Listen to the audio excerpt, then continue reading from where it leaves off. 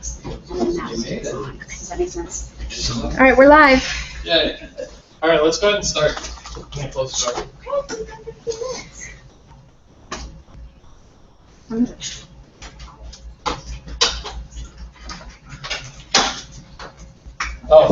The developer meetup started at 6. They do? I'm technically. That's what I 15 minutes said. late. They do? They do? You always do that, and everyone's like, really? Yeah, they're the same. Why not just leave Because it? developer topics require more time. Well, You don't developers are have to tardy. sit in here. Sorry. Wait, I'm the only one that's tardy, though. I know, we had people here well, I thought they were here an hour early, but apparently they were only here half an hour early. Right, Pete? For extra networking. Mm-hmm. Well, there's tables out here, Carol, if you need your extra 15 minutes. And free soda. Although it looks like you're set. So welcome to the Arizona North Valley Developers Meetup. This will be our third Developers Meetup here. If you're coming here if you're a little new and you're coming here, some of this will be over your head, but you're welcome, and you're welcome to absorb in as much developer knowledge as you can take.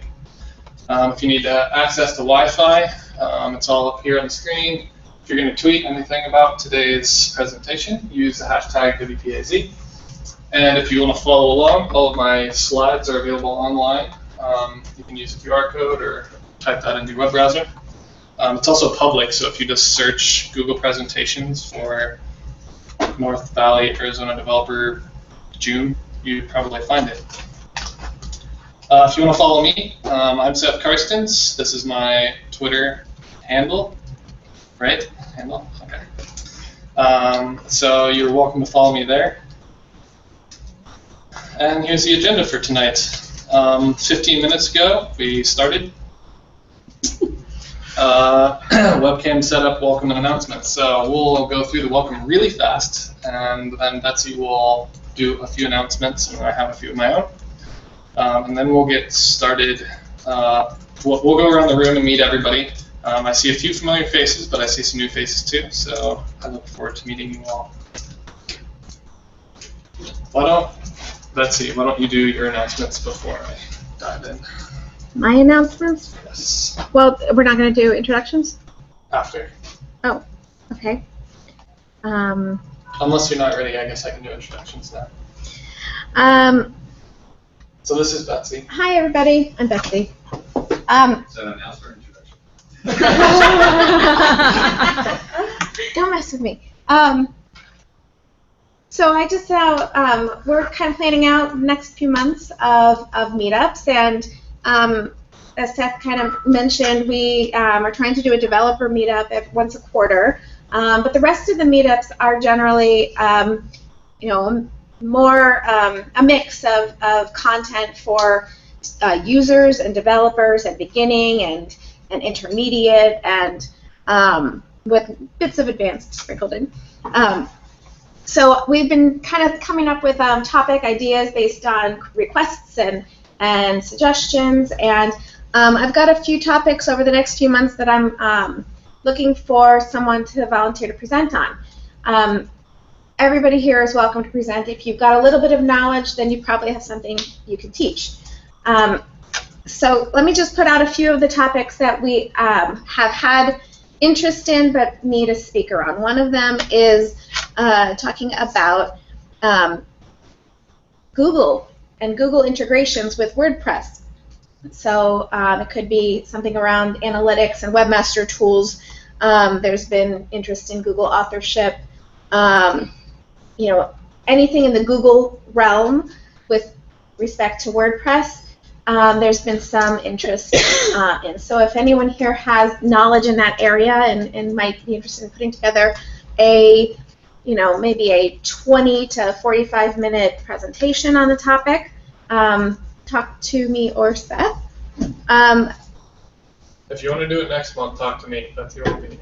Yeah, but we already have, I think we're pretty well set for next month.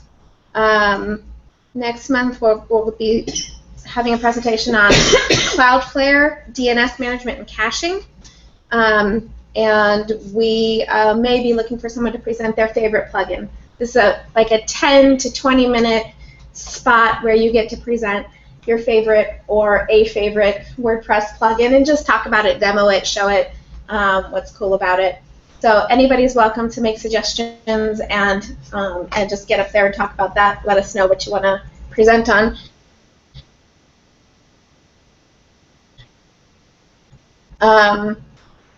We're not definite, so if you're interested, let me know. We have had, there's interest in having someone do that sort of presentation on an event plugin, on a good events plugin. So if you use or love a particular events plugin and want to demo that for everybody, please let us know. And editorial calendar, edit flow, there's a couple of plugins that help with editorial calendar. If you've got experience and are willing to get up there and talk about one of those, we would all appreciate it. Next month, we're going to continue our series on hosting, WordPress hosting options that we started a couple of months back. And so we'll have a presentation next month on either SiteGround or Pagely. I'm not sure which we'll have next month. If you're interested in the other things, we've already had a demo of the GoDaddy WordPress platform and WP Engine, and those are they should be in the on the YouTube, and on the YouTube channel. Or on azwordpress.com. Yeah, and then there's also been interest in having a well, I don't know. We got mixed reaction last month when I mentioned we may have a talk on WordPress multi-site. So I don't know. Is there interest on multi-site? And is there a speaker on multi-site? I could probably talk on it now. Now you could, yeah. We just delved into it this week for the first time. Or maybe a panel. A panel? A panel would be great. A panel of people who have used multi-site, so we could kind of, Yeah. and maybe somebody else to ask questions in the Data Pressnomics, right, where Mhm. you get a few Oh, yeah, people that a have used moderator. multi-site, and then some sort of moderator to like ask questions. We did that here on e-commerce. And I think it worked really well because we had different perspectives and nobody needed to be a full-on expert, just had their experiences to share. So we can do that for It multi-site. was George Lerner That suggested that it? suggested and offered to give his input into the topic. Yeah. So maybe we'll have him on a panel. And anybody else want to just shout out a good idea for a topic? Are any of you interested in presenting? I didn't see any, like, everybody's avoiding eye contact. Come on. Look, I know very, very, I know a lot of things, but nothing very, very well or very deep, and I get up there. You all can do it. Or if you know anyone else that's interested, please let us know. Yeah. All right. Otherwise, we have to hear Seth talk every month. I'm sure you're tired of it to say it like that. Okay, I think that's it for that announcement. Does anybody else have any other announcements about upcoming events? Do you want to talk about the other WordPress meetups in town and what's coming up? Sure. I'll talk about what's going up in Chandler. We are booked out through November. I cannot even believe. I know, it just is crazy. Great. I know. So this coming July, we're going to have April Holly talk about editorial calendar and planning out your content. So having a content plan. She's doing that in July. And then we also are having a hosting series as well. And in July, we have Flywheel coming in. Flywheel's kind of newer to the scene, so we're going to hear from Flywheel. Hosting? Hosting, yes. Okay. Flywheel hosting. And then in August, we have Joanna presenting on email integration into your website. And we'll have another host presenter. In September, we have Chris Lee presenting on customer relations management systems within WordPress, so using CRMs in WordPress. And October, we're going to have Kurt Payne doing site speed and how to optimize your site for site speed. And then in November, we're going to have 2 sessions, one on Google Analytics and conversion tracking, and then follow that up with A/B testing. Nice. So, who's doing that? The Google Analytics goal conversion tracking is April, and the A/B testing is John Goff. Okay, cool. All right, maybe we'll get April here for a couple of those You topics. should, yeah. If no one else will volunteer. Well, we all know how much I like to hear myself talk. So it doesn't bother me. Is that all you got? That's it. Any other? What about the Northwest. the Northwest meetup? What's coming up? I'm not gonna be there this next time. Brandy's taking care of it, and I'm not sure what she's talking about, sorry. Oh, we have a new host we need to mention. Oh. I'm sorry, not a sponsor. Headway Themes Oh, yeah. is sponsoring us. They are making a site, because Northwest is not lucky enough to have a nice space that's free to them, like we Free have. space, yeah. Free space, and so Headway is making space available to the Northwest, so they're a sponsor now. You're responsible. Me? Because you made me tweet when I had to do the presentation here, Hi. and he picked it up.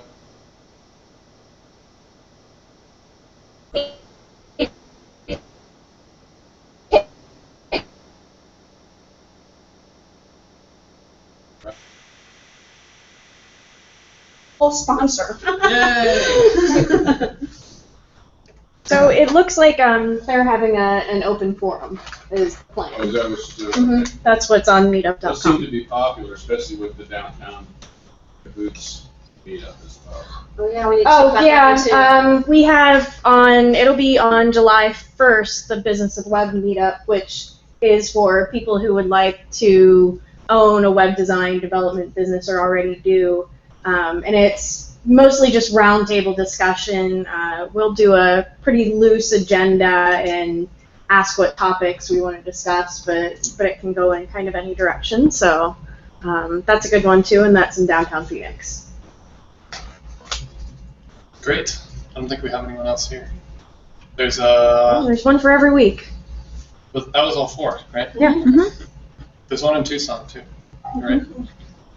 I don't know if anyone's If I want Dr. commuting in Chandler, Tucson, I'm but there's one in Tucson. All right. It's a developers meetup. I'm hiring developers, so I figured I'd throw that out there. I'll be hiring. Why do they have to be young? They don't have to be legally. I would like Young-minded. young-minded, Yeah. energetic, open-minded developers. They need to be young because I can't pay very much. Okay. But if you're interested in learning how to become a WordPress developer, I have over 14 years experience. I've trained more developers now, and I just got a new job where I get to hire a team of developers to build WordPress projects. So if you're interested in that at all, please contact me. I'll probably be hiring 3 to 4 people in the next 12 months.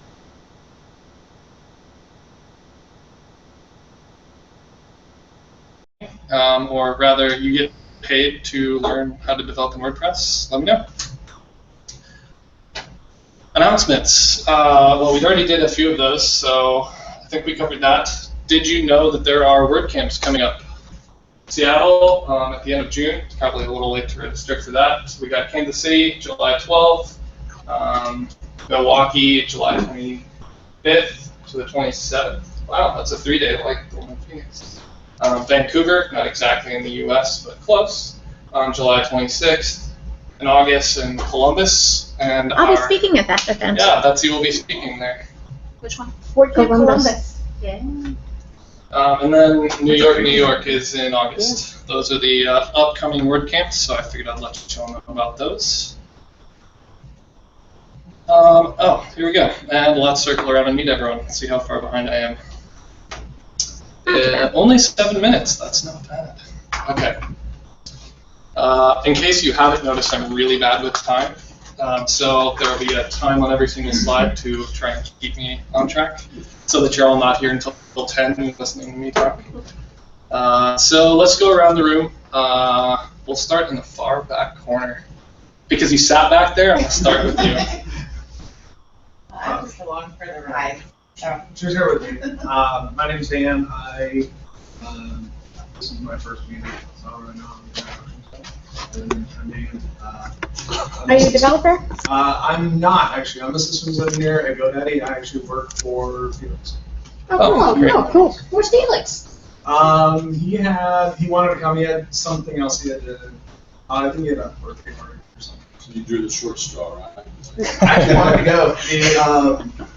I've been trying to get out, but on the agenda, it said that there's about the GitHub updater plugin. I'm actually very interested in how people are using Git with WordPress. So anybody positive about that?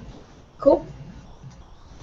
I'm Sherry Plessinger. I have my own freelance business. This is my second meetup. So I actually do a lot of WordPress development for clients. I don't do a lot of the coding and stuff, so I routinely run into issues where I can do most all of it, but then I'll have some anomalies come up where maybe I need, someone that's better at coding than I am. So I'm routinely looking for people that can kind of jump in and help out here and there.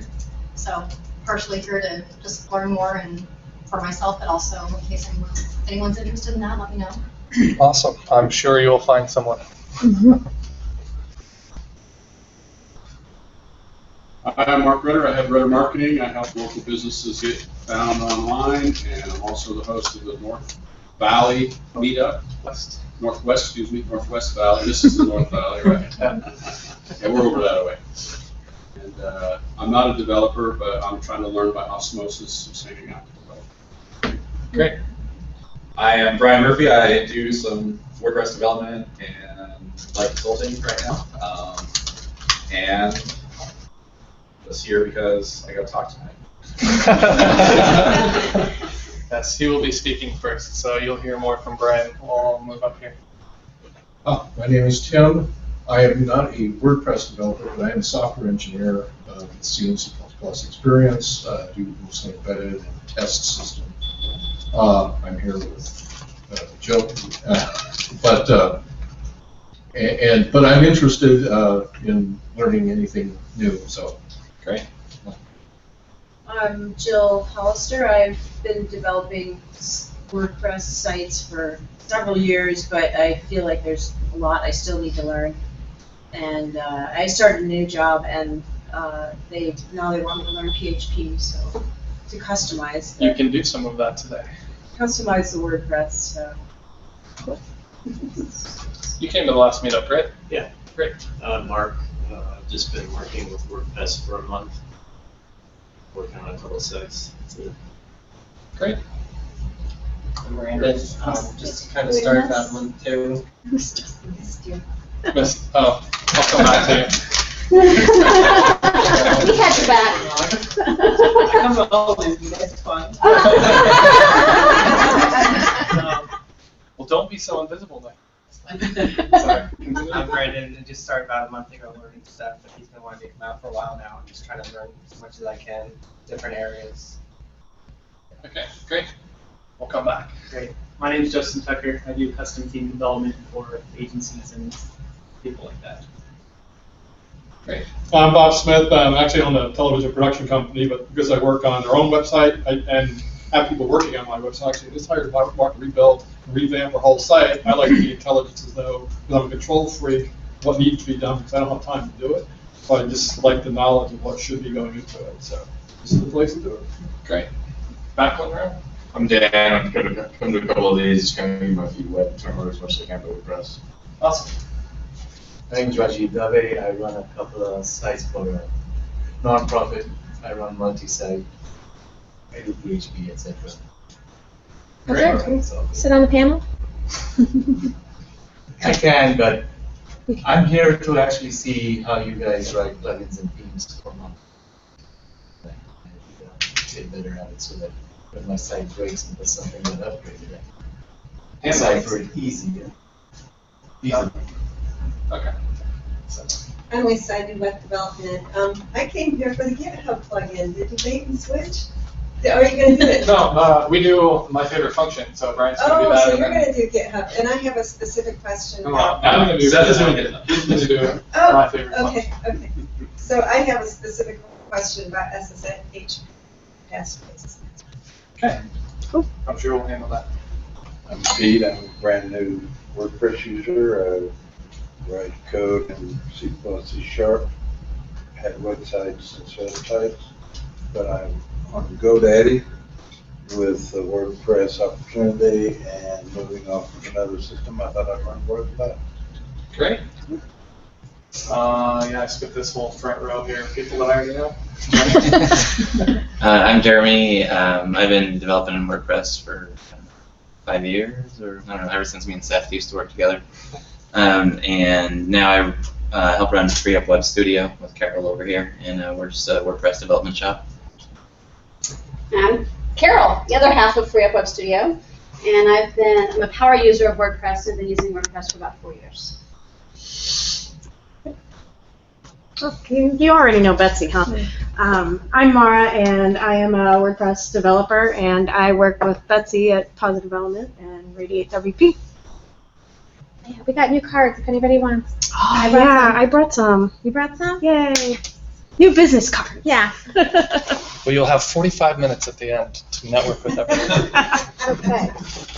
Can you pull it up and just I moved the camera around, so I want to make sure that I didn't. I don't know. Can I? Oh yeah, we got a new one in the back. Hi, I'm Anson. I'm not really a WordPress developer, but I have like a few WordPress sites. Mostly my background is actually business development, writing down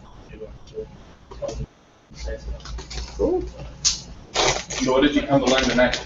Kind of whatever you guys know. I mean, like, I don't think WordPress is an ideal platform for deploying what I want to, but at the same time it's useful for working with other clients that I have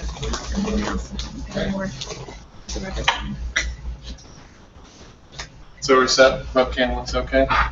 Oh, well, if you go too far that way. No, other way. There. Perfect. Okay. Oh,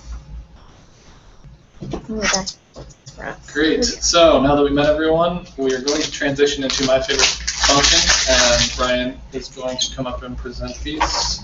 Let me switch to screen share.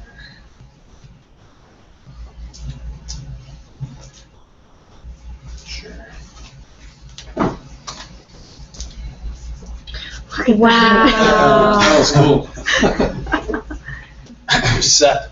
No, it's not. You don't see it? You gotta click on it. It's because the mic's off. There you go. Here we go. So my favorite functions. This is a part of the meetup where we just go through one or two functions. I have these 4 here because they're a family of functions that all kind of go together, and they are to get JavaScript into your site through a plugin.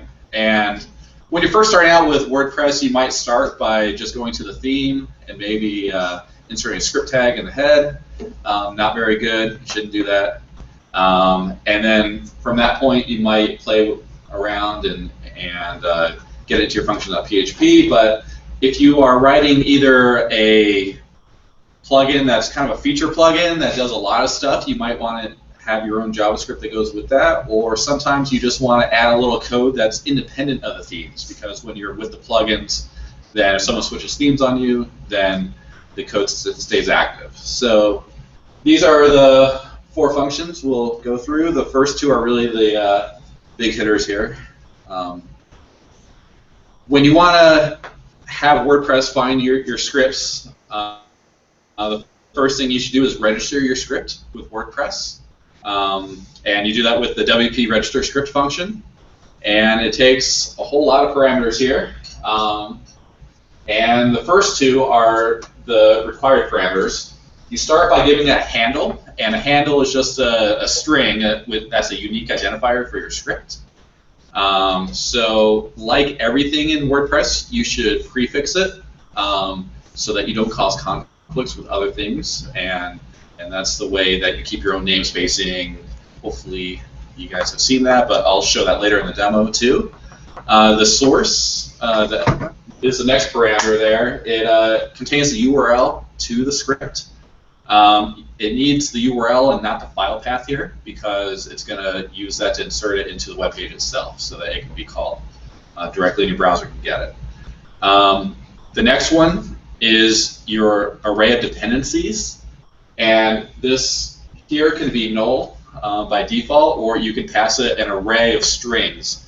So if you have some JavaScript code you want to bring in to your plugin, and say it depends on jQuery, then jQuery is actually built into WordPress. So you can say this depends on jQuery, so that when WordPress goes through all the different things it's trying to do and assemble the page, it knows to bring in jQuery before the script here that you have that you're registering.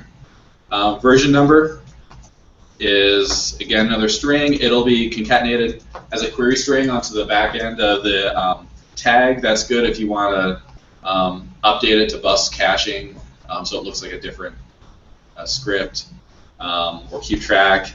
That's optional. And then the last thing is in the footer, which is a value. If you set that to be true, then your script will come in at the bottom of the page, so that browser doesn't block on loading everything. And it's kind of a nice thing to do. The default is for your scripts to go in the head section, but you can override that here with this parameter. So once you have your script registered, then you can enqueue it into the list of scripts, because WordPress itself is going to go through a whole lot of stuff. There's going to be a lot of plugins on your site. You might have, say, e-commerce. You might have a whole bunch of stuff. So by having the script registered, you can then call it. And there's a couple different rules that WordPress goes to assemble the order of scripts. That's mainly due to the dependencies that we talked about when you register it. And it also, you enqueue it with this function here so that it only gets called on the site once. So that kind of in the old days before WordPress provided facilities to get the scripts in there, you might see someone pull in jQuery 4 or 5 times, which causes nothing but headaches and conflicts.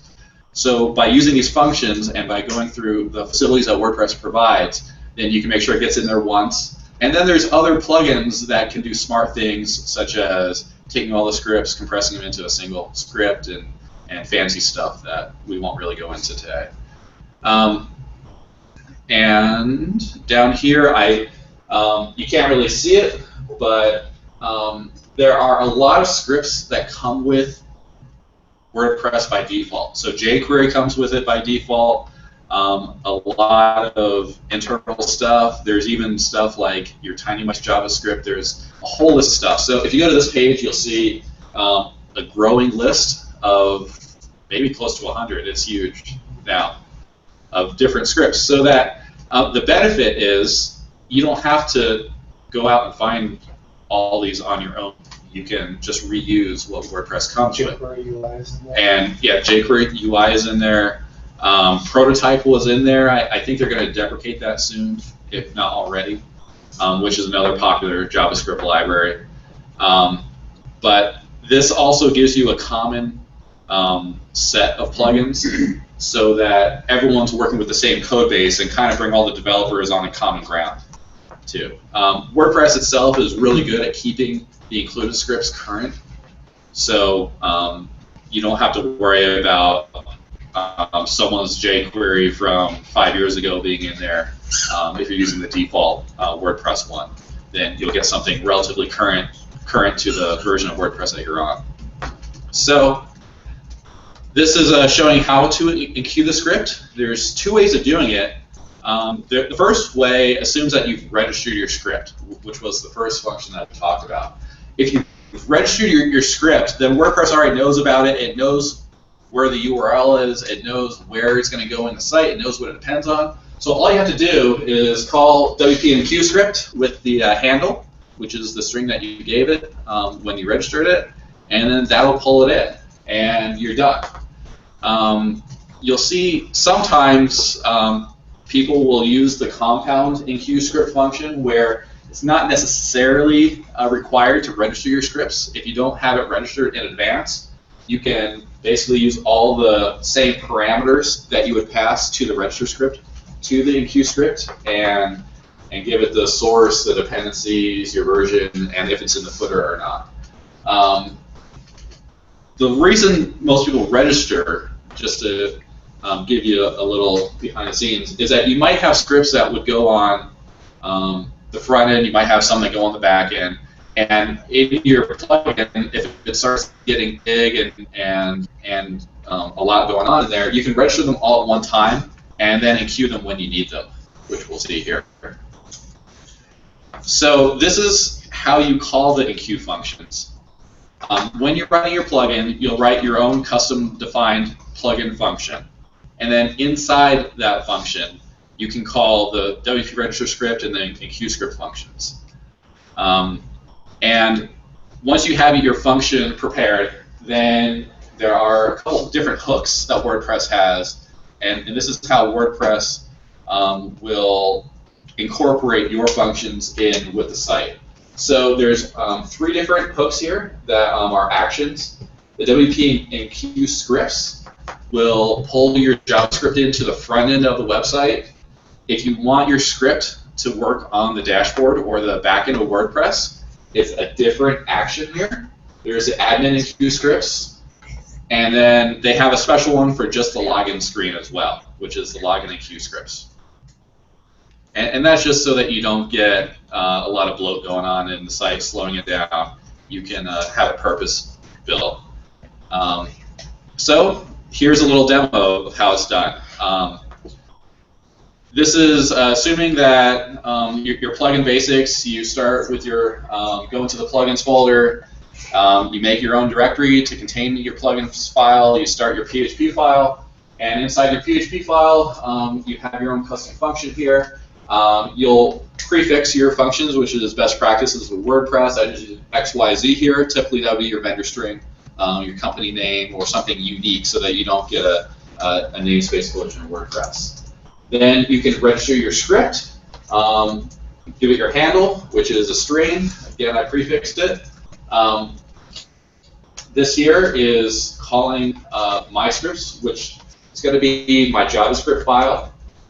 That's going to exist inside of my plugin folder, just at the top level there. And here I'm using plugins URL, which is a WordPress function that's built in. The reason I do that is your plugins folder may not always be at the same place based on your installation. Since this is depending on a URL, someone might have WordPress deeper. WordPress may not be on the root of the site, so it may not be your site /WP content /plugins. It might be under a /blog or a WP setup. And especially if you want to ship this code, it's really good to use this built-in because WordPress knows where it is in the file system and the URLs. So by using this, it just eliminates a source of bugs and something you'll have to go fix later. This example here, I'm saying that this plugin depends on jQuery. It's going to use whatever jQuery is built into WordPress. And I gave a version number and the last parameter true. We'll set it in the footer. If you don't have any dependencies, then this here can be null. The array parameter here will just be null. And then, since I want this on the front end of my site, I'll check if I'm on the admin panel.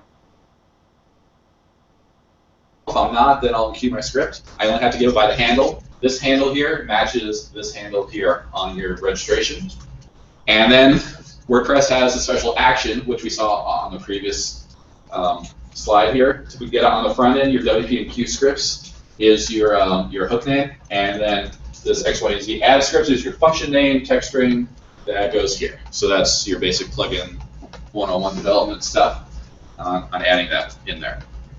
So that's the way to get your own custom JavaScript on the front end of the site. Now, the thing with the enqueue functions and the registration functions is that they can only really be called once. If you call them a second time with the same handle, then WordPress doesn't really do anything. It doesn't change the parameters that you gave it. So if you want to add dependencies or change the path or change it from the header to the footer, you can't just recall the register script function and have it work. You first have to deregister the old one and put the new one in. This is kind of a safety mechanism so that you don't have a lot of things fighting over the queue and the dependency tree. So you'll want to just keep note of that so that it's not the last winner. You have to actually pull it out. And the way that you pull it out is really simple. There is a WP deregister script, and all it takes is the handle, which is your text string, and same with the DQ script. And that's all you need to do. Commonly, once you pull something out, you'll just want to turn around and put something back in. Because unless if you're debugging things and have some kind of issue where you think there's a problem being caused, then normally you wouldn't just pull something out for no reason. So here's a demo to deregister a script. I kind of like this demo for a couple reasons. It's controversial.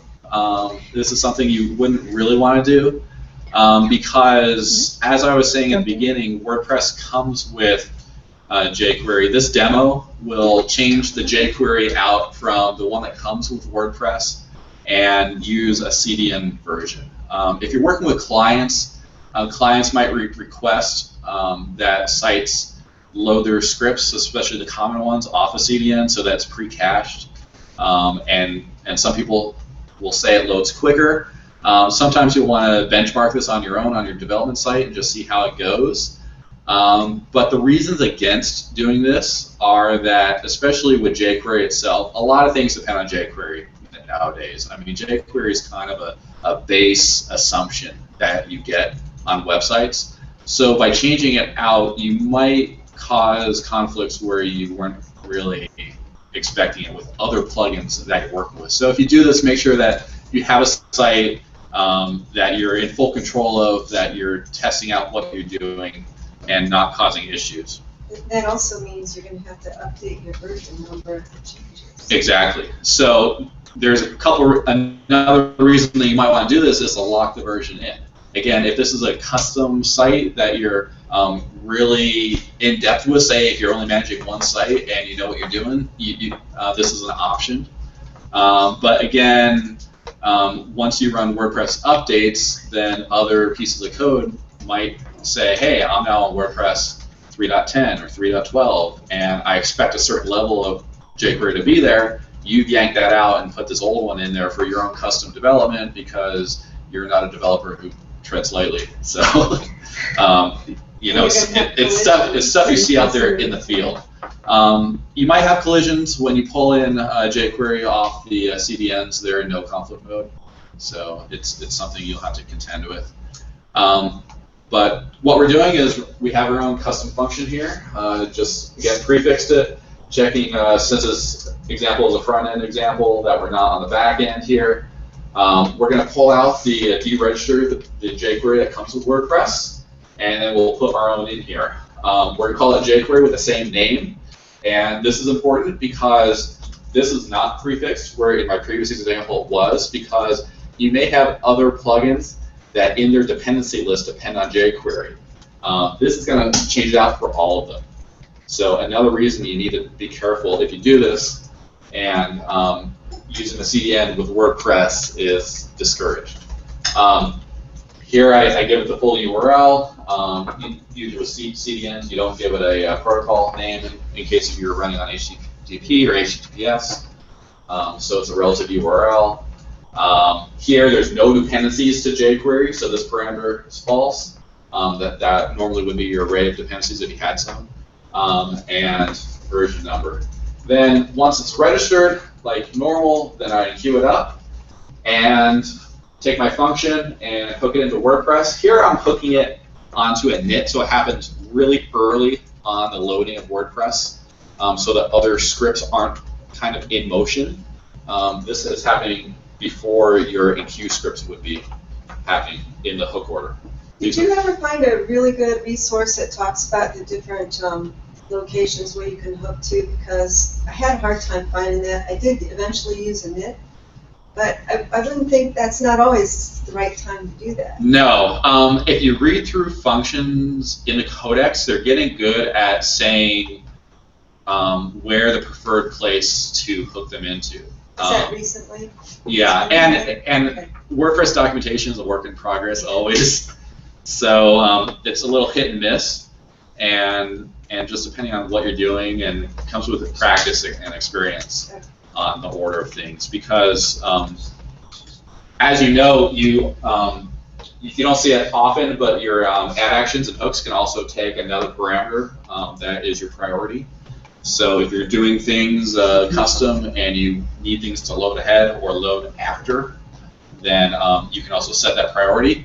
but that priority only runs in relation to what hook you're on. It doesn't run in relation to the full set of actions. So even if you set 100 on the init, it's still going to run at init time. It's not going to run at enqueue scripts time here. Excuse me. Yeah. Actually, on the call to WP register script, aren't you missing the array parameter? No, it's this one here. Isn't that the loaded at the footer? The footer? No, that would be the last parameter, which is omitted here, just because it's optional. So, oh, okay. So it's going to go in the header here. So since it's omitted, that's your default value. With the register script, your only two required parameters are your handle name and your URL source. Yeah. You could have omitted false at a version number as well. Yeah, because you normally wouldn't be playing with this on jQuery. Any other questions? So is the WordPress, like the core functions that are built into WordPress, are they dependent on a certain version of jQuery that never changes currently? I would say never. It changes with versions. So 3.7 has an older version and 3.8 has a newer version. So what I'm wondering is, if you're on break it. 3.8, yes, this could.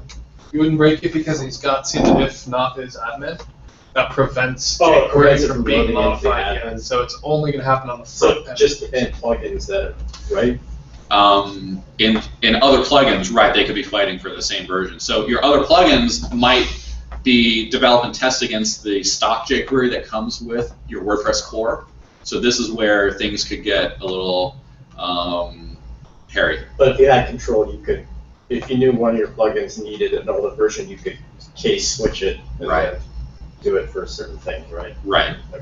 Yeah, and instead of just checking here on admin, you could be more specific on certain pages. You could do an is page call here, or do things on the slug. You can do other things here to select it, because this is a little redundant since, well, on this one it's not, but like I said back here, your actions, you have your different ones for calling the front end, the back end, and the login page. So by just saying that you're not on the admin page and calling on enqueue scripts and hooking on that, you're going to get that anyway. So it's kind of built in. But sometimes it's nice just to have that in there to mentally get your head in the right spot, especially if you are doing more of a feature plugin that might have things that run on the front end, might have things that run in the admin panel, so that you have a really fancy back-end panel to control your plugin. It's sometimes better for the programmer eye, so that especially if there's other people working on it, you kind of get it all in the right spot. Jeremy, did you have a question? I was just going to say the example with jQuery there too. I mean, jQuery in WordPress loads in no conflict mode by default, and so you can load two versions of jQuery if you needed a plugin. Like you could prefix that jQuery with some prefix so that only only your specific plugin or whatever you're doing, make sure it uses that specific one. Yeah. Everything else can use the default one without clobbering each other. Any other questions or comments? I'll make a quick comment about the enqueue system for the scripts. There's a similar enqueue system for styles as well. So if you go into the codex, the functions are almost identical. So if you want to pull in style sheets as well, then pretty much everything I said here applies there as well. It's also the best way to avoid conflicts, to set dependencies, and whatnot. Okay. Thank you, everyone. Did you guys not like my picture? Nobody said anything. Yeah, that's my toolkit. Got the wire. All right. Where to start? So this presentation is about a plugin for WordPress that helps you develop other plugins for WordPress. Okay. This plugin is called GitHub Updater. What is it? It is a plugin. So you will install it. You'll see it in your plugins with all of your other plugins. You can put it in the MU plugins folder if you don't want it to be able to be deactivated on your client site. So if you don't want them to accidentally click the deactivate button and you always want it to run, there's a folder in your WP content folder. So the typical trio of folders in your WordPress install is admin, includes, and content. All of your themes and plugins go in the WP content folder. And then if you have a folder called mu-plugins, they are plugins that you can't deactivate without FTP access. So you can put it in there too. What's it do? It allows the standard one-click WordPress update process for plugins that are not in the WordPress.org repository.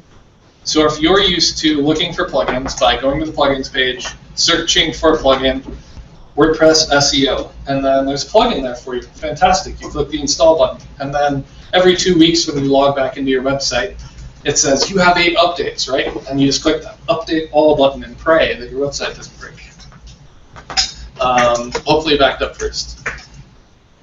So if you want that process to exist for a plugin or theme that you've created, but you don't want to develop the plugin or theme for everyone in the WordPress.org repository, you would use this plugin. Why? Well, I think I just kind of answered that for you, but it allows you to create custom GitHub. GitHub is a software as a service, themes and plugins to use within the WordPress update system. Any questions on that? Awesome. So, step 1. So I'm going to walk you through how you would do this. So if you're going to create your own plugin and use the GitHub Updater system, this is what you do.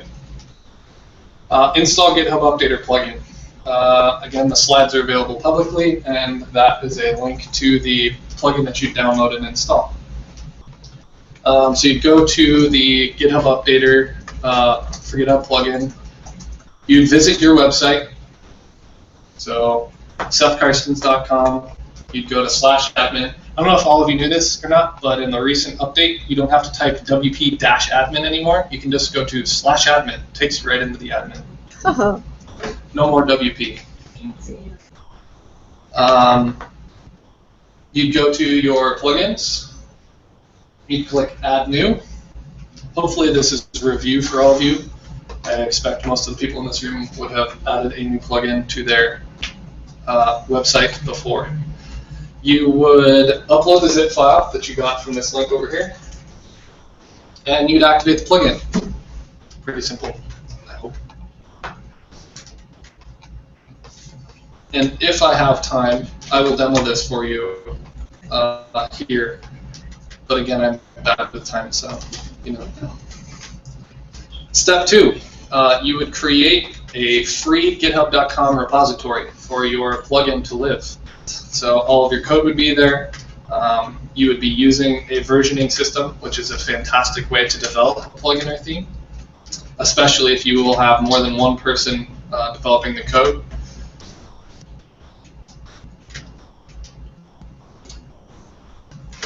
How many of you have heard of GitHub? Most of you? Okay, let's ask, who hasn't heard of GitHub? 3, 4, okay.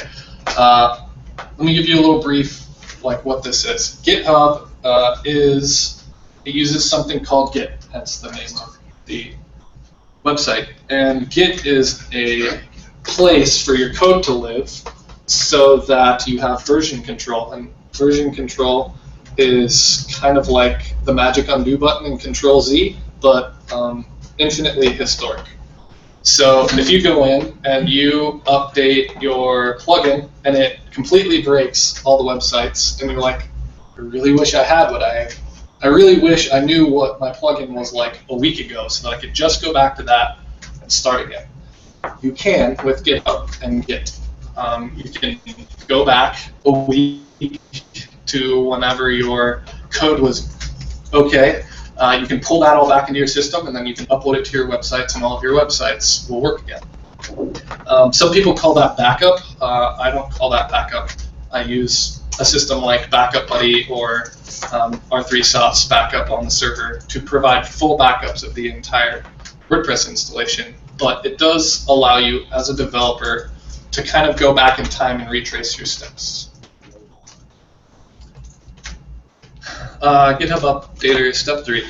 Install Git or a user interface that will allow you to put your files up on GitHub. So Git is not FTP. You can't just click and drag your files and they arrive on GitHub. There is a system for moving your files into and out of your Git repository. I'm going to suggest a few to you here. These are not the only ones out there, but they're probably the most commonly used.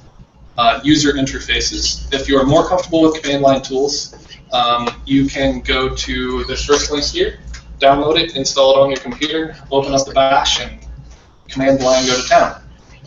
You're going to need that anyways, so go ahead and download and install that. Then what you're going to do is you're going to pick a user interface. If you want something where you can just click and drag on the screen and see your files, not unlike FileZilla, then these are your user interface recommendations. SmartGit I've been using for the longest. They also make Smart SVN and Smart Mercurial. So the other version control systems, you can get the same software. It works on Windows and it works on Mac. And I think they even have a Linux. I want to say that they have a Linux installation as well. This is premium. You will pay for this if you want this one. PHP Storm has its own built-in Git management system. I find it to be fantastic, and since then, almost never use SmartGit. PHP Storm also costs money, but PHP Storm isn't just a Git management tool. You can also code in here. It is your IDE. And it's fantastic. I know Mara uses it. Anyone else use PHP Storm here? She uses it. Oh, that's it. How about Sublime Text? How many use Sublime Text? 1, 2, 3, 4, 5. Okay. Notepad? Coda. Oh, Coda, yeah. Our Mac users. Vim. What is it? Vim. You use Vim? Okay, so Notepad. It's better than Pardon. And this is SourceTree. You may have heard of SourceTree simply because Bitbucket offers free Git repositories that are private, and that's what they market to you to use. That's actually what I use, and I really like it. Do you? And it's free, right? Mm-hmm. Yeah. Okay. So this is probably your most graphic user interface just for Git, and it doesn't cost you any money. This is one built into the IDE for you, and this one is paid but amazing. What about GitHub's client? Yeah, they're official. Yeah, the badge. That's what I use. That's awesome. They have a UI as well now too, and I haven't tried it yet. Yeah, their GitHub client's awesome. That's what I use, and it works with Bitbucket. It works with local repositories too. It works with. It's awesome. So GitHub apparently has their own that you can try. And that's free. I like that one the best. It's simpler than SourceTree. Really? SourceTree is a little bit convoluted. Huh. It has less features though. Can you do like branching or cherry picking or all that stuff? Yeah, cherry picking, you can do branching. One thing you can't do with it is tagging, which is weird. So I just do that from the command line because it takes. You don't.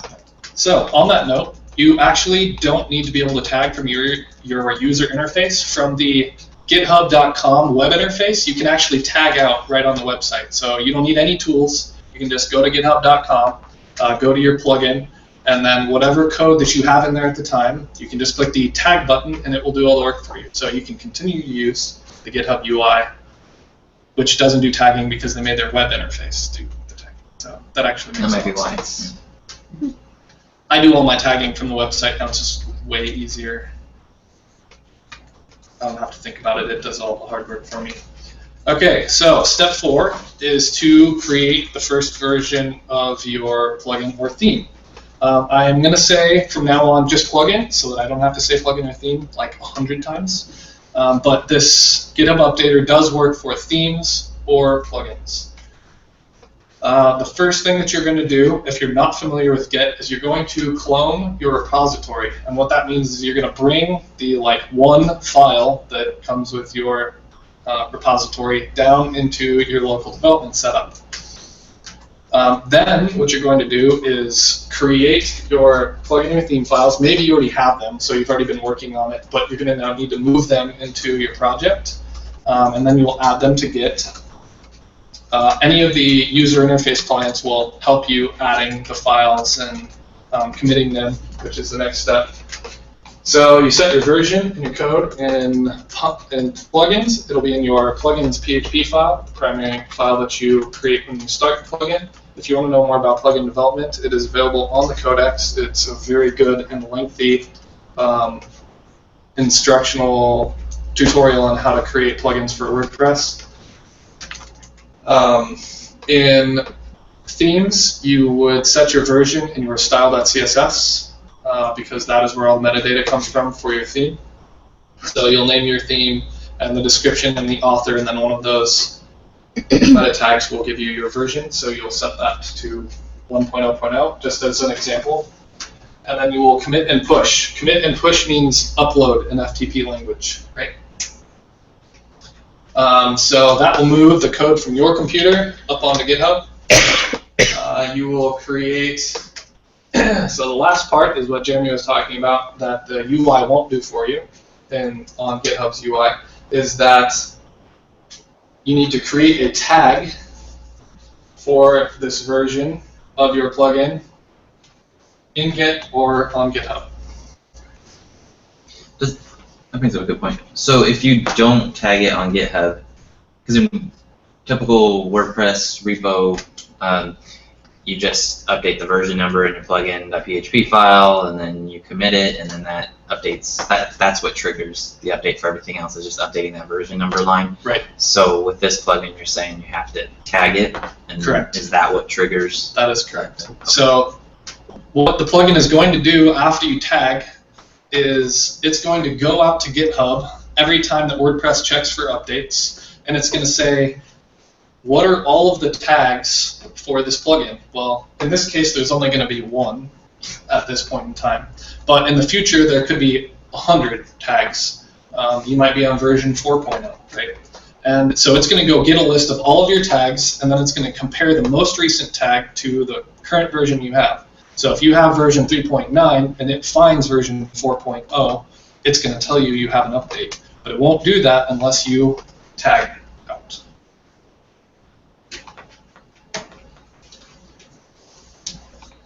Step 5. So we have version 1 in the repository. Now we're going to talk about creating your first update. You're going to add an extra, so this is metadata, and it gives you both examples of a theme and a plugin. And this is just a screenshot from the GitHub README file of GitHub Updater plugin, so you can go read all of the documentation on how to use this. But what you're going to do is you're going to add this snippet of code here, or this snippet of code here, to your theme or plugin. He's just giving you an example, but if your plugin resides at github.com/afragan/test-child, then that is what you put there. And this is what tells GitHub Updater plugin where to go look for tags. So you're going to add this snippet of code to the bottom of your metadata in your plugin or theme, and that's what tells GitHub Updater plugin where to go check for updates. Questions about that? Yes? Are you going to go over private repository? I will briefly explain that it is enabled. Okay. But yes, it's in the deck. So then, like Michael Jackson, let's make a change. After you make your change, so let's say you updated the version of jQuery to load from the Google CDN using the enqueue script. Then you're going to commit that code and push, just like we previously did, to get version 1 in. We're going to change the version number of our plugin or theme, maybe to 1.0.1. and then we are going to tag just like we did before. But now GitHub will see version 1.0 tag, and it'll see version 1.0.1 tag. When you're done, WordPress will show you the nice little sync icon with a 1 in it that says that your plugin needs to be updated on your WordPress site. The update link will be there. You will click the update link, and it will pull the newest version down from GitHub for you. Insert ta-da sound here for those Windows 98 users.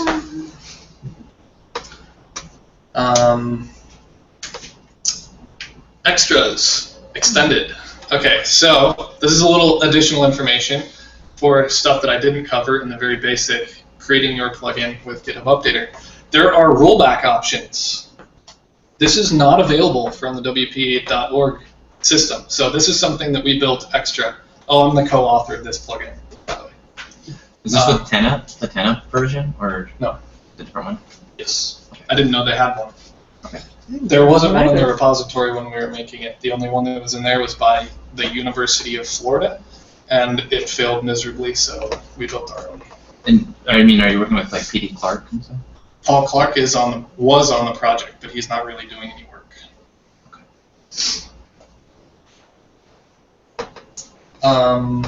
So rollback options. So the additional thing that this gives you is if you update your plugin to version 1.0.1 and it breaks your website, what you would normally have to do is either have a backup, or you'd have to go to the WordPress.org website, know how to get to an older version of your plugin, download it, upload it back to your website, and then you would be set because you'd move back from 1.0.1 to version 1.0.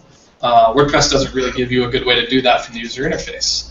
What GitHub Updater allows you to do is after you've updated to the most recent version, it gives you an option to roll back.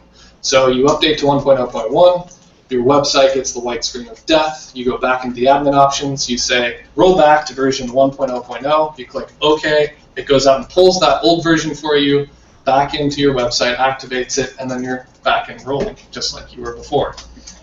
The other thing that it gives you is we went the other direction. If you want to pull into your development site, the most recent in Git, it's called the master. So that's the code that you have that hasn't been tagged yet to a new version. So if you want that beta code to be on your website, there's a link that says update to beta. So you can update your website's code to the beta version simply by selecting the beta link at the top. I gave you all these examples because we had a very long and heated discussion about exactly how this feature was going to work. From developers that did things a certain way. Some developers use the dev branch for their development. Some people develop right in the master branch. Some people develop in a trunk in SVN. So if you're SVN doing an SVN mirror, then you'll have a trunk area. And so we kind of had to account for all of these things. So if you read the documentation, you could learn how to switch between these. But if you don't do anything at all, it'll at least pull from your master branch, which is the default of where all your code goes if you followed the steps that I showed you today. The last extra option that you have with GitHub Updater is the ability to update from private repositories. So if you do not intend for your code to be used by anyone but yourself, you would use this. So selfish. What's that? That's so selfish. An example, you created a custom plugin for a client and it really only pertains to their website because you custom built their theme and the plugin and the theme go along together and they really should only be activated together on that one site. So it's not useful to anyone else. So proprietary stuff or just stuff that you don't want out there, you can do that. You can use private repositories with API keys. So it will go out and make sure if the API key is in your plugin, then it will know to go get updates from a private repository. If the API key is not in your plugin, then it does not. And the reason why they use keys is because you can create and deactivate these keys. So if you create a key and then you think it was stolen, you can deactivate it, create a new key, put those in your files, and then anyone that might have stolen your key no longer has access to your repository. Kind of like changing your password, right? So it does work with private repositories. There is documentation on how to set that up exactly on the GitHub. When you visit the plugin on GitHub, there's documentation at the bottom of every single plugin or code that's out there, and it tells you right how to do it, step by step in your plugin files. I think that's actually the end of my slides. Hopefully I blew through that so that I had some time to show you all of this. 7:32. Yeah, I got like 50 minutes. Uh-oh. Any questions about, I did go through that really fast. Is there like something you didn't understand? Does it require that the Git binaries to be installed, or does it just grab like a zip file? It does not require Git to be installed on the server where the website is located. This process will push your files up to GitHub, but besides that, no, the server does not have to have Git for this process to work. Good question. Any other questions? Or do you want to see it? Yes. Did you just say no? I said yes. Oh. No. I'm down. Oh, my screens. Okay. So my job was to get here an hour early today to set up a demo for you, and I failed to do said task, so I'm just going to wing it. And we have a little bit of time, so I also hope that we'll have plenty of time for other questions or open forum, so we don't just have to talk about GitHub Updater plugin today.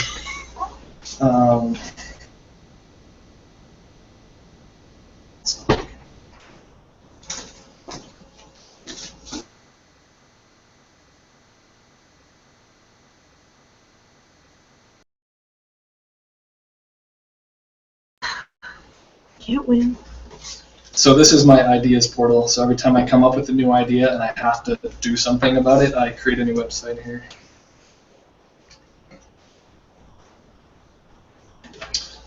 Before I show you this, let's actually check out GitHub, and I'll show you how to find this plugin if you were to not use a link from my slide. So up here in GitHub, there's a search, and I'm going to type GitHub Updater plugin WordPress. There's the UCF, University of Central Florida, I think. The one that we're looking for is by A. Fragan. That is the author. There's the 10-up one. Yes. That's the one I've been using, but I'm trying to find one that's updated more often. Andy and I update with every WordPress release. Any second dot release. Wow. There's a lot of them now. I know. I wish these would have all been here before because I didn't really want to waste that much of my time redeveloping somebody else. There it is. So apparently, plugin is not anywhere in our description. I will mention that to Andy. Not SEO experts, are you? Andy is a surgeon. And so every Wednesday, Andy and I have a little Google Hangout, and, well, not every Wednesday, but every Wednesday that we need to talk about something, we have a Google Hangout. And so he's the first person that I have not met in person, but I've developed with, which is really awesome. I thought it was cool. Where do you live? Michigan. So Wednesdays he works from home, and Wednesdays I work from home, and it just works out. Yeah, this is the non-active one. It should just be GitHub. Yeah, GitHub Updater. Yeah. You are I think it was absolutely correct. I don't know why it's not showing up. I don't know. Yeah, when I searched it, I just searched GitHub Updater, actually, I guess. Okay, so if you just search for GitHub Updater, it's apparently the first thing. Here it is. Okay, so at the bottom of the screen, you get the README, which should tell you most of what you need to know about the plugin. You can see here all of the contributors, main contributors. It's GPL licensed, so you're welcome to take it, fork it, do whatever you want with it, make it your own. Here's the snippet that I had in my slide that shows you what you need to do inside of your theme or plugin. An installation process. I actually didn't copy any of this from his site, but it does tell you pretty much everything that I just told you today. Shows you what command line to use to download using Git. That's the cloning part of the. Okay, so here's the some examples of the snippet. So that I scrolled past it, but that's a theme. So if you're creating a theme, this is what the top of your style.css is going to look like, and here is the GitHub theme URI. And he even shows you how to select a branch if you're going to use the development platform of a branch besides master. You change this to dev or whatever branch that you're using.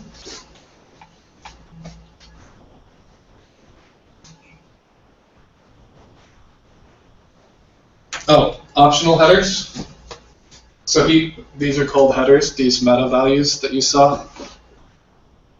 Sorry. So these are all headers, and so the optional headers are GitHub Access Token, GitHub Branch, which you do see here. Bitbucket Branch, we are extending this plugin to work with Bitbucket. And so you'd use the GitHub Access Token, and then a colon, just like this, and then you'd put your token in there, and that would allow you to pull in from a private repository. That's only on GitHub, though. But only, yeah. On Bitbucket, it puts the username and the password in the URL. In order to pull from it, like you did old FTP style. Remember that FTP links to the username and password? That's how you do it with Bitbucket. So yeah, the Bitbucket portion of this is not, it's called GitHub Updater plugin. So obviously we didn't originally intend for it to be a part of Bitbucket, but as Bitbucket becomes more popular. Just get with it. This tells you about tagging and how the updates work. Bitbucket support. There's now a Bitbucket branch header, so you can at least pull different branches from Bitbucket. Let's see if it has. Yep, it looks like he updated it. So this is how you pull a private repository from Bitbucket. Is in the Bitbucket plugin URI, which is right here. So this would be your header, and then you change it so that you have the password here, /owner/repo. So there's an error though.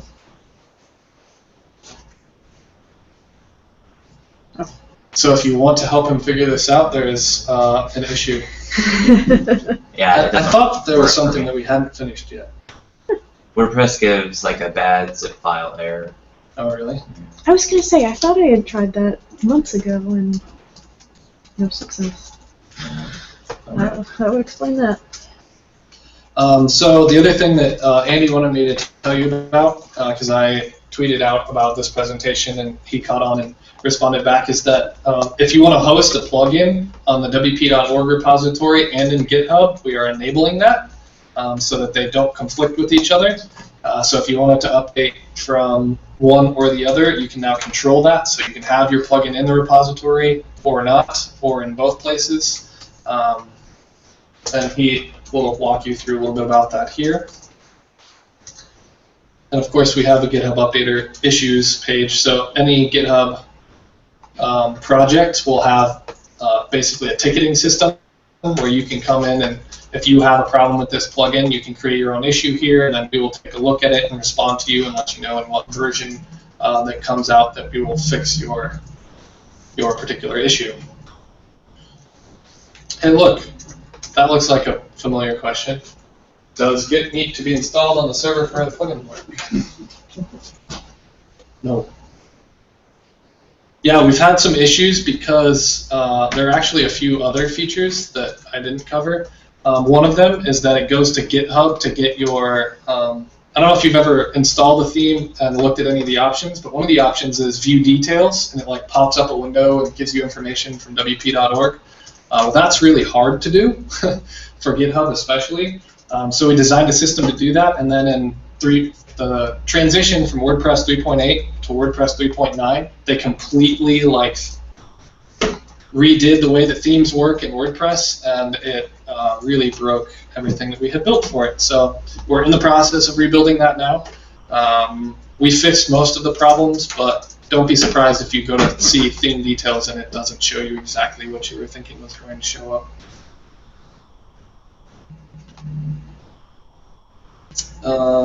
So that is the GitHub Updater plugin on GitHub. Can I ask you a question? It's around that idea. Do you put your custom plugins, like you're saying, that don't really apply to any other project on the planet? Do you put those on GitHub? I have a private GitHub account. Okay, so you do keep them private. I do. There are not very many, but yeah, most of my stuff is public. In fact, I have a WordPress Phoenix group on GitHub for local development and Phoenix projects. Do you have any thoughts about being private or public for those one-off type plugins, or? I mean, that's why I use Bitbucket, because I'm too cheap to pay. Well, it's not cheap either. You're talking like $15 to $25 a month, depending on exactly how many repositories you have. So. Yeah, so that's why I use Bitbucket, because almost all my plugins, I do have some on GitHub, my ones that are in the WordPress repo. I just put those, on GitHub, but then on Bitbucket, all my custom stuff is on Bitbucket. It's free, so. I'd probably keep it that way. Yeah. It's the same with us. It's free on Bitbucket. Yeah, that's why I use Bitbucket. For private. Yeah, I use Bitbucket for private, GitHub for public. So the difference is the pricing layout. In Bitbucket, they charge you depending on how many users need access to the repository. So if it's just you or just you and one other person, I think there's... It's up to 5 users for free. Oh, it's up to 5, okay. So you can have up to 5 people contributing to the same code at the same time. On GitHub, you can have 100 people contributing to the code, but it depends on how many repositories you want. So you only get like 10 repositories for like 25 or 50 bucks a month. I mean, it is pretty expensive. But, well, Bitbucket, if you want, you can have unlimited private on Bitbucket. On GitHub, you can have unlimited public, right? Yes, you have an unlimited public. So that's just how I've been working it. Public goes to GitHub, private goes to Bitbucket. Yep. A little side note, how many of you have heard of Gist? G-I-S-T. Oh, good, most of you. Have you heard of GistBox? Yeah, I can show you something new. Okay, so Gists are really awesome. They're like snippets of code that you want to save. You probably save them in like a notepad somewhere, or maybe if you're using Dreamweaver, you use snippets, or Sublime Text I think has snippets too. Anyways, so what if you wanted to like keep track of like how the code changed in that snippet of code because you liked it better how it was last year before you messed with it? So Gist is a way of sharing code as well, and GistBox is a web service that connects.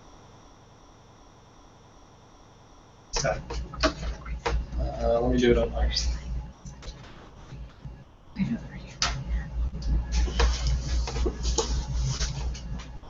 GistBox app caches all of your gists locally and provides you a search engine of just your own gists. So just as an example, I have an auto login. So when sometimes I get client information and all they have is FTP information, and I'm like, where's my WordPress login? And they're like, oh, I don't know how to get in there. So I built a function that lets me log in as to a user without user credentials. I know it sounds really safe, doesn't it? It's just temporary. So let's search for login. So here's my require login script. I copied this into the functions file. I visited a URL, which you would be able to figure out if you read through the entire script here. It logs me in as an admin user. I then go into the site, I create myself my own admin user, and then I turn this back off. And the site is secure again. But I use Gists for things like this. Like that is code that's never permanently going to stay on any website. But I use it all the time. You can only do that with FTP though, right? Correct. You would need FTP access to use PHP code or update the theme or plugin.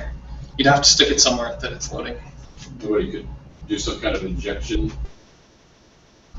It's not to say that they couldn't do the injection. It depends on what plugin you have loaded. If you have a plugin loaded that is allowing a form to submit into the database and that plugin did not escape the value before it comes in, they can inject whatever the code they want, which is the danger of WordPress and open source.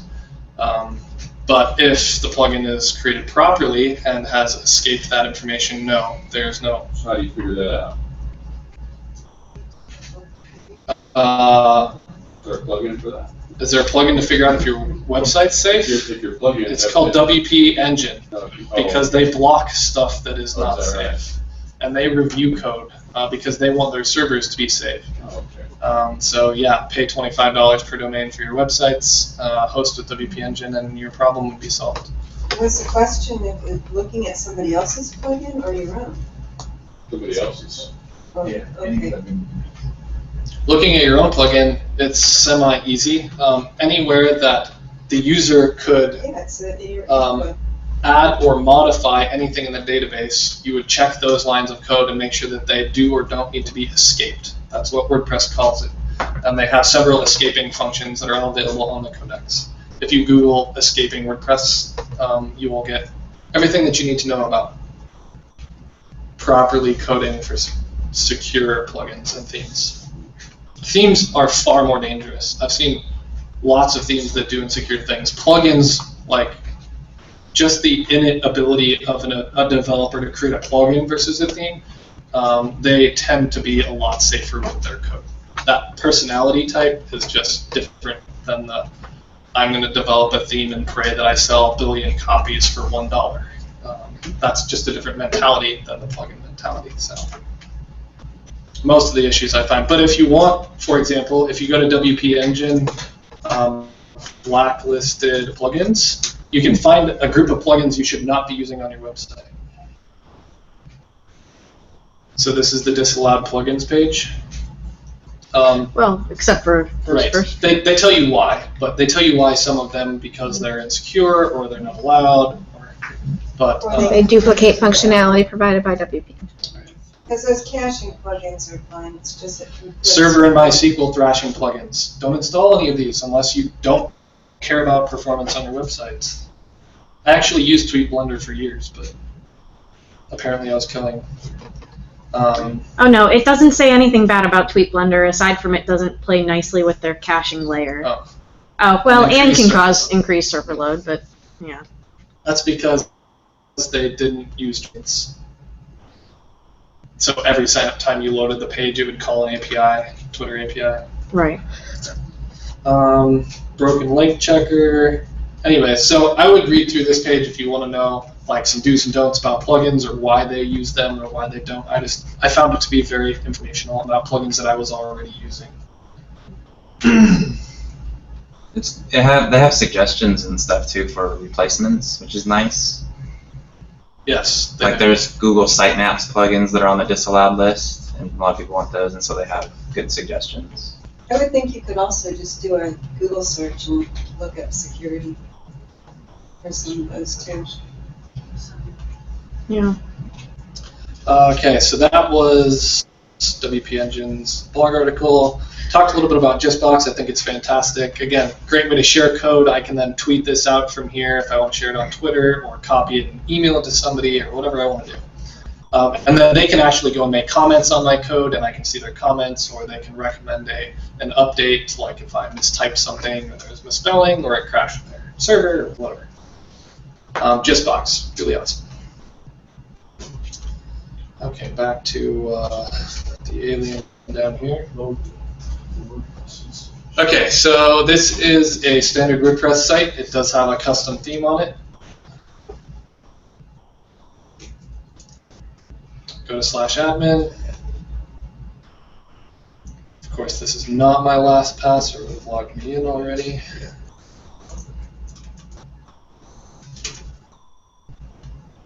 Of course, that's not the password. Well, it's because you're trying to do a live demo. I know.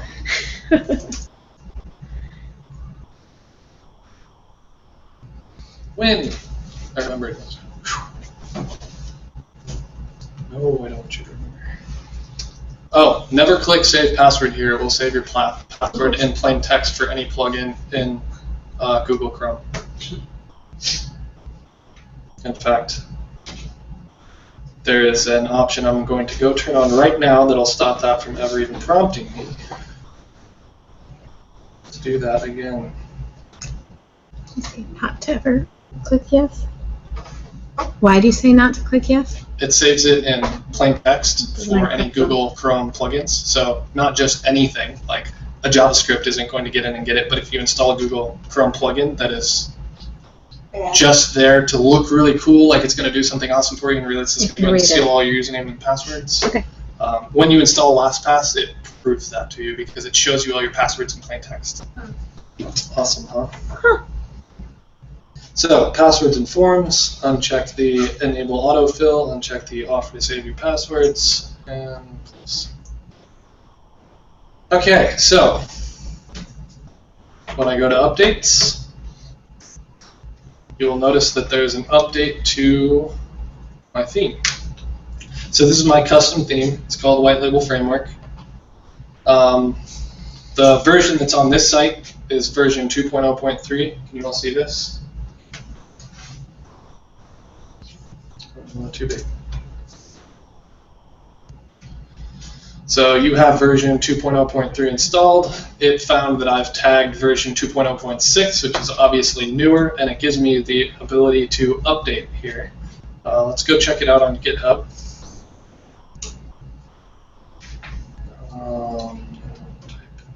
White label framework is so we have 29 releases. Codename Catfish recently released, so you can see this is the version I had before. The newest version that I recently tagged out on March 14th. Why don't you skip digits so you can have odd numbers all the time? No, I had multiple local revisions. Oh. So that's why there are different numbers there. So here you can clearly see I have two different, I've tagged twice, right? I tagged for 2.0.3, which is what's on there right now. It found 2.0.6. We can go back and view the code here. This is all open source, by the way, so any of you can go and view this particular theme to see how it works with GitHub Updater plugin. So there's the style.css file. You can see I didn't put it at the bottom, but I did put it in here. It's going to load this as the GitHub Updater theme URI, so that's where it's going to get the tags. It's pulling from the master branch, which is the default. Here. I'm actually going to go now into Appearance to show you another way that you can update your. That's the if you want to update all of your themes at the same time screen. This is the actual theme screen. You can see the update available, just like you would expect to see here. I click the details. An update is available. A new version of White Label Framework is available now. I added this little last part just so that you knew it was coming from the GitHub Updater plugin.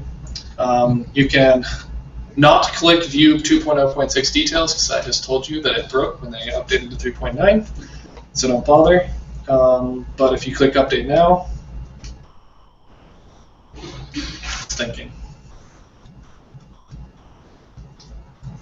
You will see right here that it's actually pulling your update from api.github.com/repos/WordPress/Phoenix/White Label Framework, and then the version is 2.0.6. It unpacks it, installs it.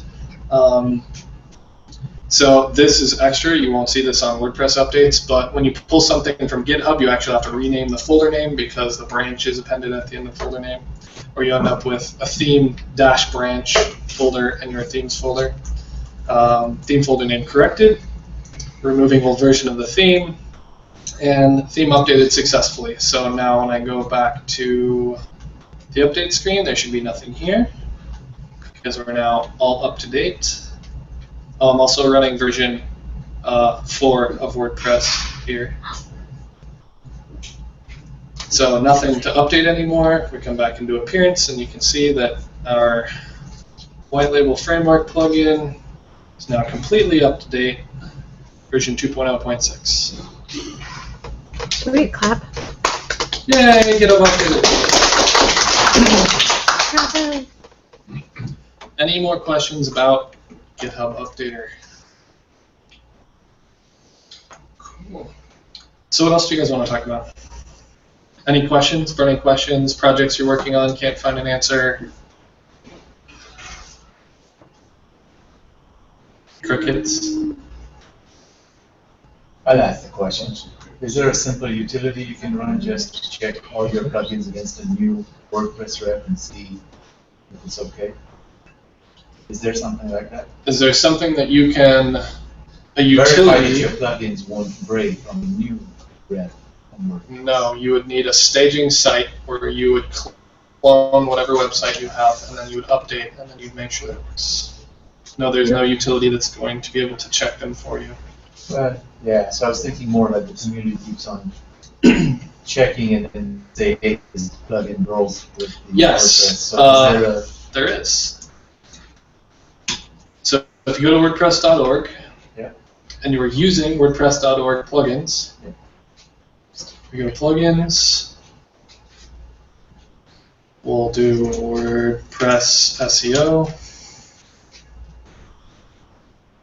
Scroll down, you look on the right side over here, and you see that 10 people say that this plugin works with the most recent version. Yeah, there's no utility that just takes that for every one of your plugins and gives you the. No, but that's a really good idea. Yeah. Part of the challenge is that there are so many explicit use cases. So many people have so many different combinations of things. That, like, I've had plugins that just broke the style specifically, and it's broken in my mind, and I need to go and fix it and, you know, figure out time to do that. But that doesn't mean the plugin itself is But he's saying, broken. like, if I went to my WordPress plugin update screen and there are 10, what if it pulled in the metadata from WordPress.com? Ah. It says it works or it doesn't work, and 10 people said it's okay. And just give you that info. Yeah. That would be really useful. That would be so nice, if you go yeah. down and there's like a doesn't work, like don't save that one. Right? Good idea. Yeah. Or disable completely. Build it. But yeah, I would really love to fantastic see idea. info on that same screen that had when the plugin was last updated. Just a quick reference rather than having to go check. I think there's pretty active discussion right now about redoing the whole plugins page screens anyways. Oh, So I'll have to check that out on. I think that page has been pretty stagnant for quite a while. Yeah. So that's the issue, is they're thinking about how to redo They, it. in the 3.8, they added the stars, so obviously they've been working on the page. Yeah. It's been the really minor things, but they're talking about redoing. I mean, they recently redid all the themes pages, and now they're kind of thinking the same thing with plugins. So Yep. hopefully it'll be a lot more useful soon. I'm sure that will make my GitHub update hell, but And that's something that Jeremy brings up that I don't check often enough. And Seth's saying you're on 4.0, like they're making progress in developing 4.0, and that means you've probably been reading at make.wordpress.org.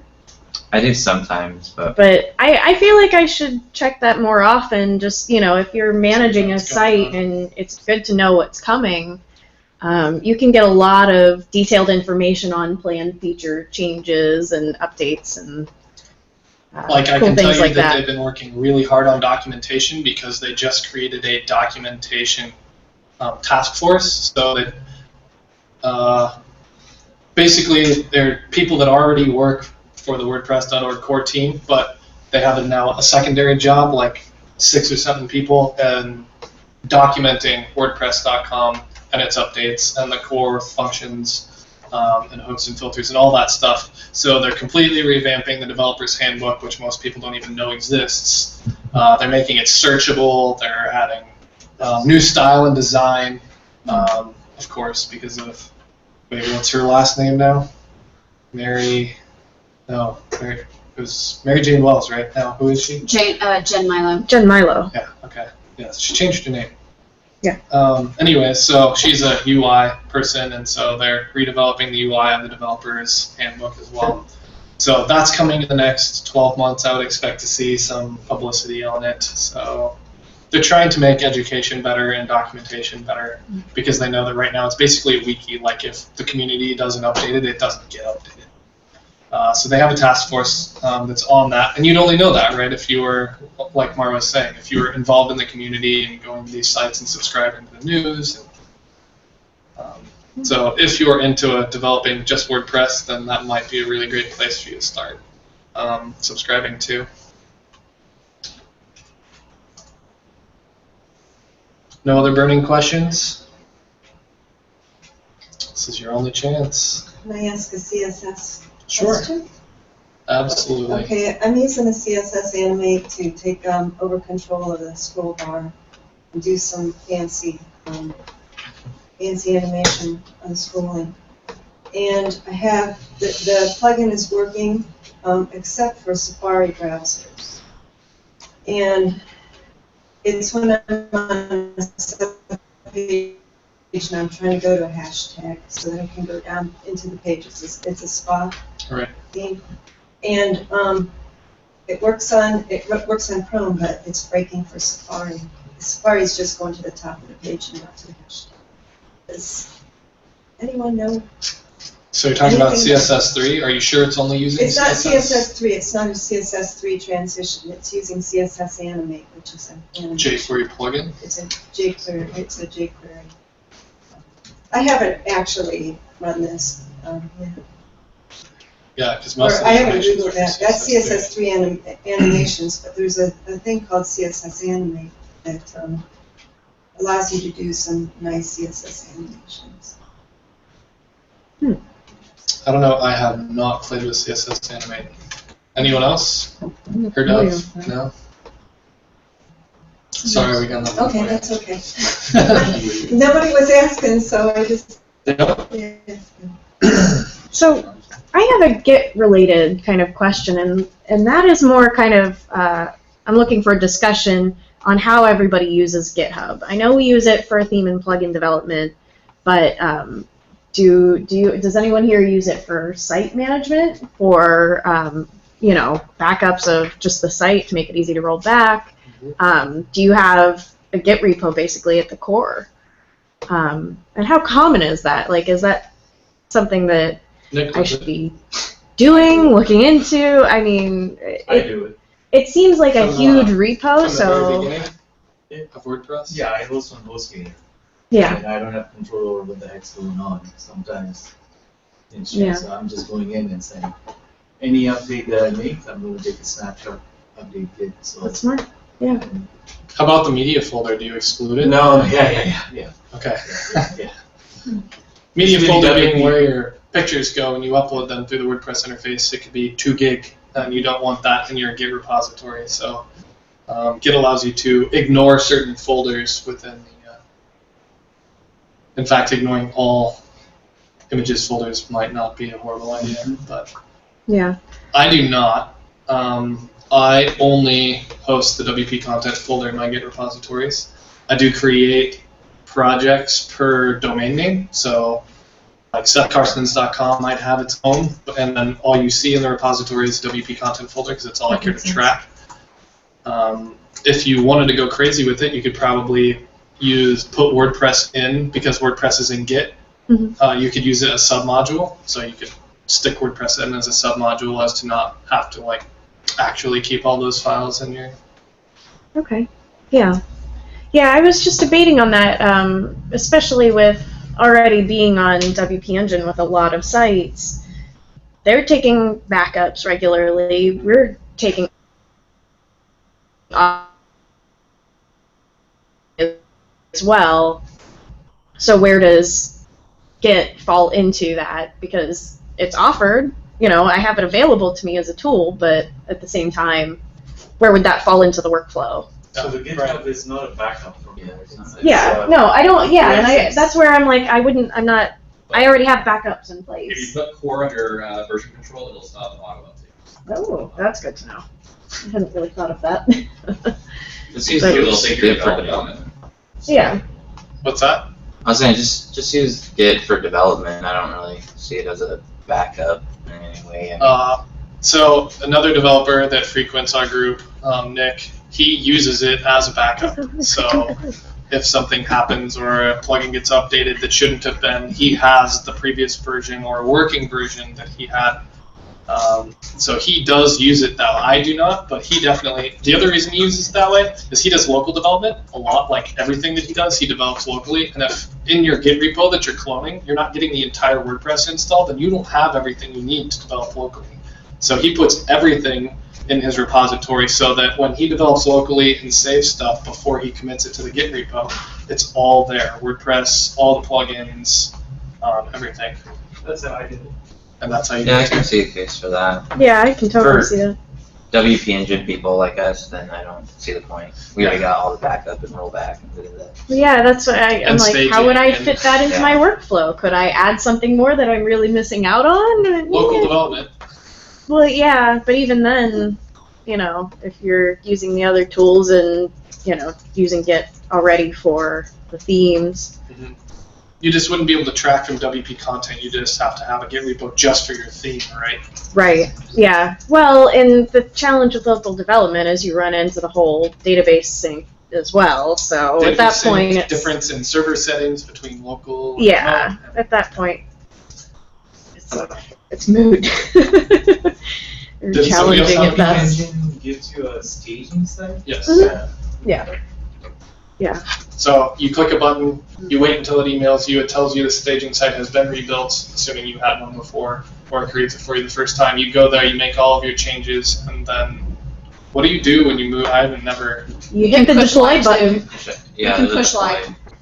There's a button, and you can either move just whatever you've changed file-wise, or you can move all the tables or select individual tables as well as deploying the files. So there's a You lot of... can't you can't pick which files you move. It moves everything, but it lets you pick what tables you want. Why wouldn't you just move everything? Because if you have like an e-commerce site or anything changing on your live site, like say sales are happening, and then you stage the site, now they're at the or same. posts or So you're gonna comments. override all the If stuff you use happening. WordPress comments, if anyone made a comment on your live site and then you move staging over, you're going to lose any comments. Yeah, you overrode everything. Yeah. So that's why by default it just moves just the files because it's figuring you're using staging for developing something. So all your code and stuff moves over, and then yeah, I move tables selectively all the time. I do a lot because if you know that nothing The is options changing- table, I would guess, would be the most common to move. Yeah, like Yeah. if you know WP option hasn't changed, or a lot of times there's posts, like say you do some custom like gravity form stuff that I'm doing a lot of right now, and then I need to, I create a new page that has a gravity form on it. Now you can move WP post table on. That's cool. I've never moved. I've just always moved my files to the website. Yeah. Awesome. Well, thank you for the answers. I feel better about the fact that I'm not missing out on something. Nope, you're not. Just the local dev, I think, would be the only reason to do anything different. And on that Sounds like topic you of did that. WP Engine and Git, WP Engine does have Git push, so you can push directly to WP Engine through Git. So they allow that. You can push to either staging or live. They allow both. So that would be like replacing Git deployment. Right. Yes. Well, that's I don't nice. use that, but because I develop directly on staging. Great. Awesome. Well, it's 8:10, so you guys, I think half an hour, 8:45, we should all be leaving. In case you're new, most of us, or some of us, or maybe just me, are going to head over to KO's. It's a sports bar just up the street for our drinks or dinner if you're starving or whatever. We sometimes talk about WordPress. We sometimes talk about our children. It's just general conversation, so you're welcome to join us over there. If you don't know where it is, you can Google "Take Me to K. O'Donnell's" and it will walk you 3 blocks up the street here. So if you're interested in that, or you can follow the train of cars that is heading that way. Cool. Thanks, Sam. Thank you.